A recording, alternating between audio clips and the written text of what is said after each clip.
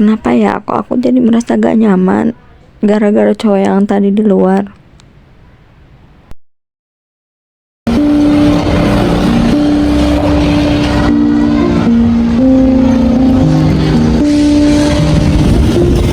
Cantik, minta nomor WA-nya dong. Masuk dulu berapa nih?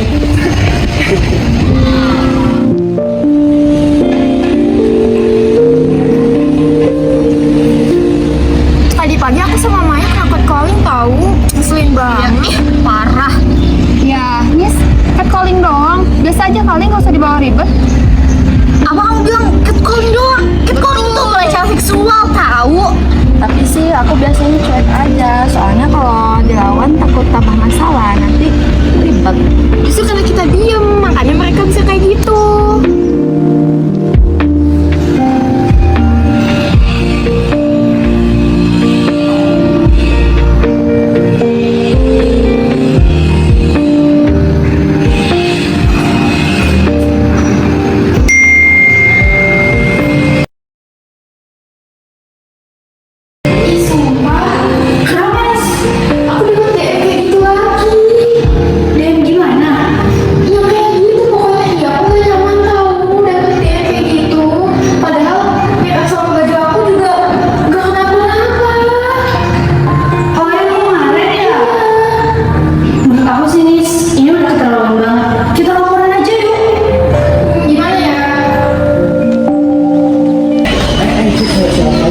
Kim, cewek. Cantik. Cantik banget sih. Hei, punya mulut dijaga ya. Santai kali Meng, bercanda doang. Jangan amat sih. Catcalling kalian anggap bercanda, serius. Kayak gitu bercanda. Stop jadiin perempuan sebagai bahan bercandaan. Kalau nggak bisa jaga mulut, mending diam, ngerti nggak?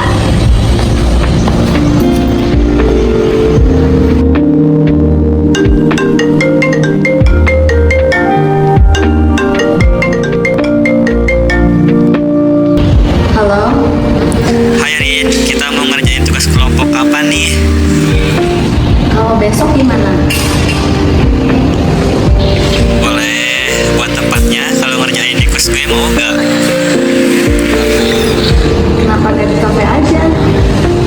Akhir bulan nih, biasa dompet gue lagi kosong. Ya udah, di kampus aja. Yaelah Rin, udah di kos gue aja, berdua aja sama gue. Guys, aku kemarin ngalamin yang aneh-aneh.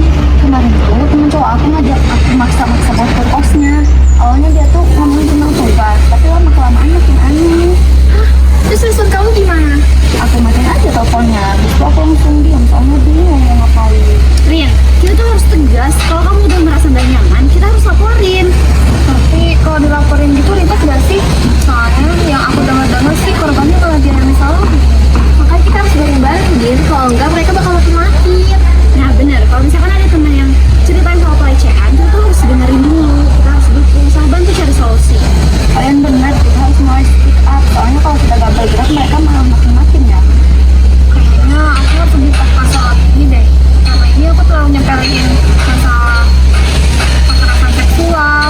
Soalnya aku pikir tuh kekerasan seksual cuma bisa terjadi di beberapa orang aja. Ternyata semua orang juga bisa kena kekerasan seksual.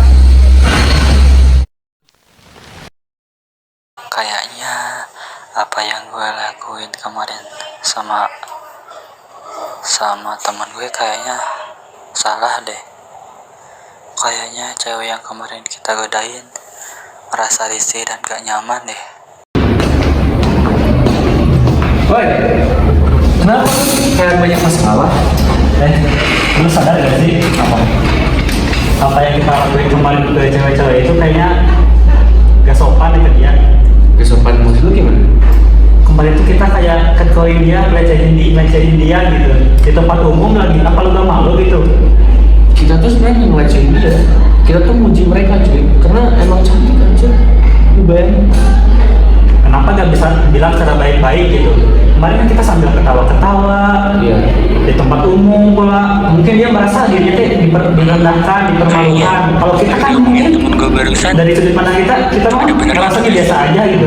Tapi kalau dari dia mungkin Mending gue happy rasanya beda lagi. Kayaknya enggak sih, karena niat gue tuh nggak ngerendahin, itu justru mau muji mereka aja. Nah, ya maka dari itu gue bilang mungkin dari sudut pandang kita biasa aja, tapi dari sananya gimana itu? Ya, yang nggak tahu ya kalau itu ya, gue sih selagi memang enak-enak aja ya udah fine aja nggak sih, kayak nggak jadi masalah juga kan.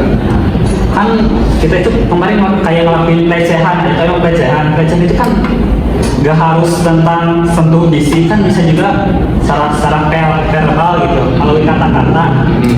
Kayak gimana contohnya? Kayak kemarin gitu, cantik minta berkanya dong. Oh, nah itu kan ya udah sih, ya udah lupain aja, nggak usah jadi masalah aja. Lu kayak bagus aja kalau gitu. Jadi Santai aja, santai. lu gak ngerasa lu gak bersalah gitu. Ya, apa yang salah aja lo aja. Lu kalau misalkan lu aman-aman kita aman aja. Ya lu yang ngerasa gak bersalah ya, tapi gue ngerasa bersalah gitu bro. Ya udah sih, intinya lu nggak usah terlalu banyak pikiran, lu kayak jadi cowok lemah, tau gak sih itu kayak gitu tuh.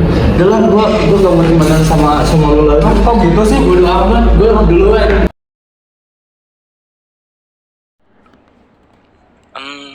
Kayaknya apa yang diomongin temen gue barusan ada benernya juga sih. Tapi nggak peduli deh, mending gue happy aja. Teman-teman, adab dan etika adalah sebuah fondasi dalam suatu hubungan manusia. Apa jadinya jika sebuah fondasi menghilang, maka kita akan merasa penghormatan kepada orang lain. Tanpa kita sadari, etika dan adab adalah berakar pada kecerdasan emosional dan kemampuan untuk memahami perasaan orang lain secara bijaksana. Dalam kehidupan sehari-hari, kecerdasan emosional mengajarkan kita untuk mengontrol amarah, menahan diri dari ucapan yang menyakitkan, dan memilih untuk memahami daripada menghakimi. Dengan kecerdasan emosional, kita belajar untuk menghargai perbedaan, mengutamakan empati, dan menciptakan harmoni. Ada di dunia yang penuh gangguan dan juga tekanan ini sering membuat kita lupa bahwa etika dan juga adab merupakan hal yang kecil.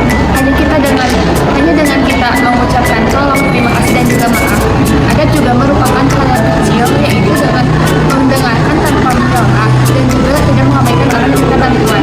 Mungkin adab terdengar hal kecil namun berdampak besar bagi lingkungan sekitar kita. Jadi, mari kita ubah kebiasaan buruk menjadi kebiasaan baik. Mulailah dari diri sendiri. Kendalikanlah emosi, jaga ucapan, dan hargai orang lain. Ingatlah bahwa manusia dinilai bukan dari apa yang mereka miliki, tetapi dari bagaimana cara mereka bersikap terhadap sesama. Kita semua mempunyai peran untuk menciptakan lingkungan yang baik, sopan, dan lebih manusia. Jangan biarkan adab dan etika hilang dari kehidupan kita.